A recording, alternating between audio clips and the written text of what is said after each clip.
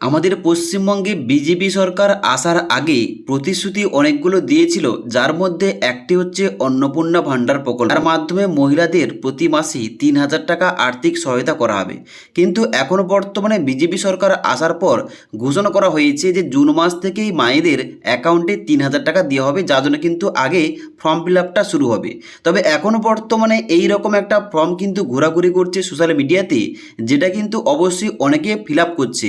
তো এখানে কিন্তু বলে রাখি, এই যে ফর্মটা কিন্তু সম্পূর্ণভাবে ভুল একটি ফর্ম। এই ফর্মটা ফিল আপ করে কোথাও জমা করবে না, কারণ এই রকম কিন্তু কোন রকম অফিসিয়াল ফর্ম এখনো পর্যন্ত প্রকাশ করা হয়নি, কিংবা এখানে কিন্তু বর্তমানে অনলাইন আবেদন শুরু হয়নি।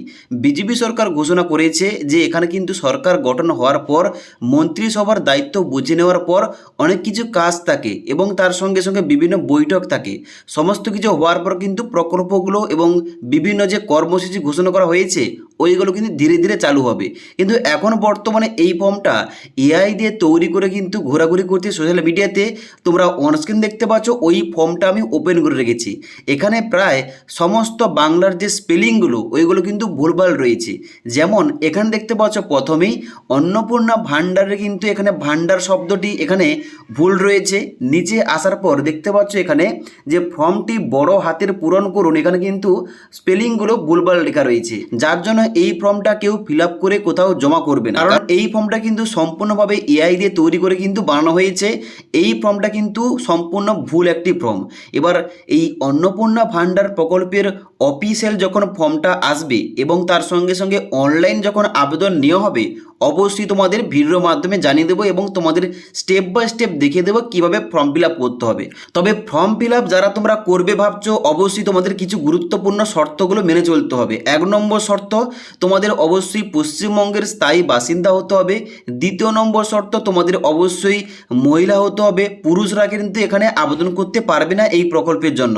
3 নম্বর শর্ত, অবশ্যই তোমাদের ব্যাঙ্ক অ্যাকাউন্টে আধার ডিবিটি লিঙ্ক থাকতে হবে। এটা না থাকলে তোমাদের ব্যাঙ্ক অ্যাকাউন্টে টাকা পৌঁছাবে না। 4 নম্বর শর্ত, তোমরা কিন্তু অবশ্যই কোনো সরকারি চাকরি করলে এই প্রকল্পের জন্য আবেদন করতে পারবে না। এবং 5 নম্বর শর্ত, যে মহিলা আবেদন করছে তার বয়সটা যেন 25 বছর কিংবা তার উপরে হয়ে থাকে, তবে কিন্তু সেখানে আবেদন করতে পারবে এই প্রকল্পের জন্য। ওকে, যার জন্য পরবর্তীতে খুব শীঘ্রই কিন্তু অফিসিয়াল আপডেট আসবে এবং ফর্মগুলো জারি করা হবে এবং তার সঙ্গে সঙ্গে অফিসিয়াল ওয়েবসাইট লঞ্চ করা হবে। পরবর্তীতে যখন এই অন্নপূর্ণা ভাণ্ডার নিয়ে অফিসিয়াল কোনো আপডেট আসবে কিংবা অনলাইন আবেদন শুরু হবে কিংবা অফিসিয়াল ওয়েবসাইট লঞ্চ করা হবে, অবশ্যই আমাদের এই চ্যানেল থেকে জানতে পারবে। তার জন্য অবশ্যই আমাদের এই চ্যানেলটি সাবস্ক্রাইব করে পাশে থাকা বেল আইকন প্রেস করে অল নোটিফিকেশনটা অন করে রাখবে।